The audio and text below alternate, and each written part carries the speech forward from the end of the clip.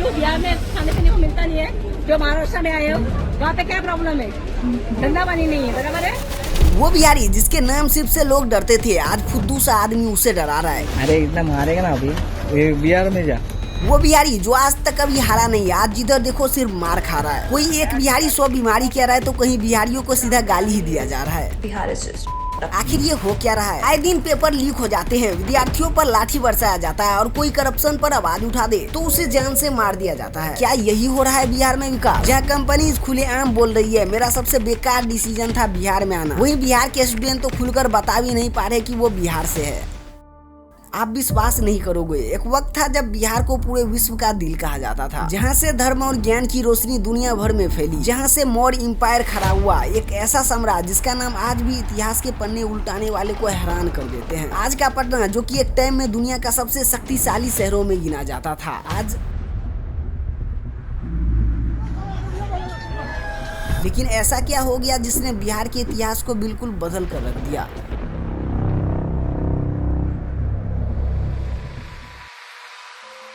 British राज के दौरान जब अंग्रेजों ने जमींदारी प्रथा लाकर बिहारी किसानों को खूब लूटा, उसी वक्त से बिहार की बदकिस्मती शुरू हो गई थी। आजादी के बाद जमींदारी प्रथा को तो बदल दिया गया, लेकिन बिहार की किस्मत नहीं बदली। आज हालत यहाँ तक गिर चुकी है कि बिहार बीमारू राज्यों में सबसे ऊपर है। और कुछ लोग तो कहते हैं कि जब तक बिहार को इंडिया से अलग नहीं किया जाएगा तब तक इंडिया डेवलप हो ही नहीं सकता। आखिर क्यों जमींदारी प्रथा खत्म होने के बाद भी बिहार सर्वाइव नहीं कर सका? आइए जानते हैं आज की इस वीडियो में।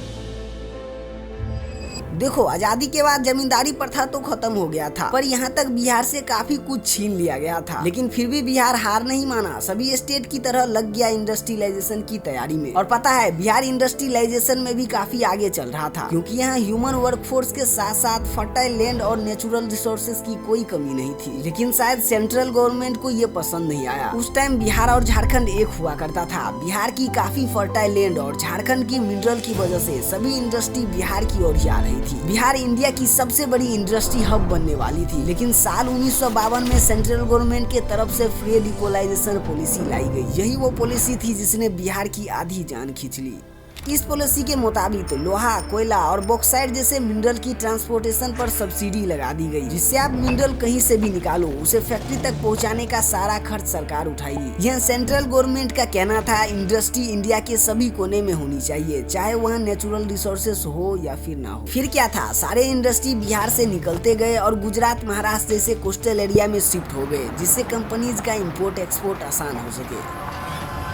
बिहार की मिनरल से दूसरे राज्यों को तो प्रॉफिट हो रहा था, लेकिन बिहार पर किसी का ध्यान तक नहीं गया। बिहार लगातार अपनी इंडस्ट्री खोते जा रही थी। डॉक्टर लोहिया ये वो नेता थे जिन्होंने पहले ही बता दिया था कि ये पॉलिसी बिहार जैसे लैंडलॉक स्टेट के लिए उसका भविष्य छीनने जैसा है। लेकिन ये बात सेंट्रल गवर्नमेंट को समझने में काफी देर हो गई। तब तक बिहार से 4 करोड़ टन कोयला और 100 करोड़ टन लोहा निकाला जा चुका था। लेकिन फाइनली 41 साल बाद 1993 में इस पॉलिसी को हटा दिया गया। लेकिन बिहार के लिए इतना भी कम नहीं था। बिहार की शान, जिसे आप आज झारखंड के नाम से जानते हो, फिर उसे भी बिहार से अलग कर दिया गया। पहले जमींदारी प्रथा, फिर फ्रेड इक्वलाइजेशन पॉलिसी और अब बिहार झारखंड का अलग होना। ये सब तो वो बातें हैं जब बिहार को किसी दूसरे ने चोट पहुंचाई। लेकिन क्या आपको पता है, बिहार के इस हाल का एक सबसे बड़ा रीजन बिहारी खुद है।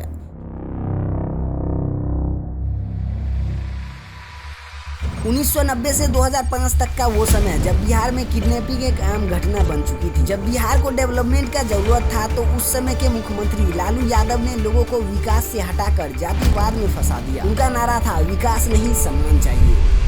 इस समय बिहार में किडनैपिंग एक इंडस्ट्री बन चुका था। व्यापारियों, डॉक्टरों और अमीर परिवारों के बच्चों को पैसे के लिए अगवा कर लिया जाता था। राज्यों में लॉ एंड ऑर्डर तो बस एक नाम बन चुका था, क्योंकि अपराधी अक्सर राजनीतिक दल वाले ही होते थे। स्कूलों में शिक्षक नहीं आते थे, अस्पतालों में डॉक्टर नहीं मिलते थे और सरकारी संस्थाओं में भ्रष्टाचार चरम सीमा पर पहुँच गया था। पूरे बिहार में सिर्फ गुंडागर्दी ही चलता था। जिधर देखो उधर मर्डर हो रहा था। लोग शाम के बाद घर से निकलना बंद कर दिए थे और इसी कारण पूरे देश में बिहार के लिए एक निगेटिव इमेज बन गया। इंडस्ट्री बिहार में आना तो दूर की बात, बिहार को देखना तक नहीं चाहती थी। और जो फैक्ट्री पहले से बिहार में चल रही थी वो भी यहाँ की भ्रष्टाचार और गुंडागर्दी देखकर चली गई। और इतना ही नहीं, लालू यादव पर कई सारे एलिगेशन भी लगे हैं, जिसमें एक है चारा घोटाला। इसमें जानवरों की चारे, दवाई और उपकरणों के नाम पर 950 करोड़ रुपया उठाया गया, लेकिन वो जानवरों के पास पहुंचा ही नहीं। कहा जाता है लालू यादव ने इस चारे को खुद ही खा लिया। हम क्या करेंगे नहीं करेंगे, हम क्या करेंगे नहीं करेंगे उसकी चिंता आपको क्यों है?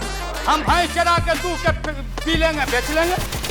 और एक बात, ये 950 करोड़ तो 1990 की बात है। अभी के हिसाब से ये पूरे 4000 करोड़ का स्कैम था। लालू यादव ने तो बिहार को लूटा ही, लेकिन इसमें बिहार के लोकल कैंडिडेट और ठेकेदार भी किसी से कम नहीं। बिहार में शायद ही ऐसा कोई कैंडिडेट होगा जो कि ईमानदार हो। अब पता नहीं कैसे यहाँ पुल बनने से पहले गिरने लगता है, कहीं सड़क पर मछली पालने के लिए गड्ढा बना होता है, और कभी मेरे गाँव आ जाना, यहाँ नाला भूतों को हगने के लिए बनाया गया है। दिखाने के लिए तो मैं अपनी गांव की ही कई सारी चीजें दिखा सकता हूँ, लेकिन क्या होगा दिखाकर। सबसे पहले गांव के लोकल लोग इस बात को समझे तब ना। यहाँ कुछ लोग समझते हैं पब्लिक प्रॉपर्टी का नुकसान मतलब सरकार का नुकसान है, लेकिन वो भूल जाते हैं कि सरकार हमसे ही बनती है और उसका हर एक नुकसान सीधा हमारा नुकसान है। और इन्हीं सभी वजहों से दूसरे शहर के लोग भी बिहारी से नफरत करना स्टार्ट कर देते हैं। When you talk about Bihar, it's like पागलपन, लालू। जब भी मैं बिहार का नाम सुनती हूँ मेरे दिमाग में ना एक गरीबी जैसी इमेज आती है। बिहार के बारे में गरीबी है। बिहार सुनते ही इट्स लाइक कि कुछ नहीं हो सकता।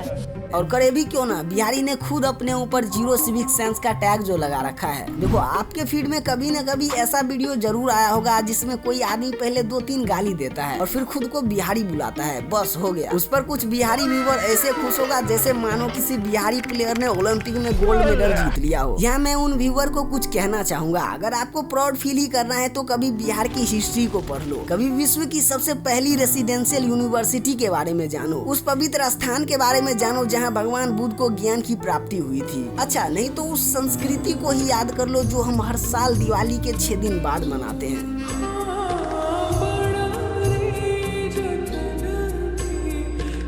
लेकिन मेरे कहने से होगा क्या, जब तक बिहारी कल्चर को खराब करने के लिए यहाँ के सो कॉल्ड सुपरस्टार और हाँ, यहाँ के सो टैलेंटेड सिंगर को कैसे भूल सकते हैं।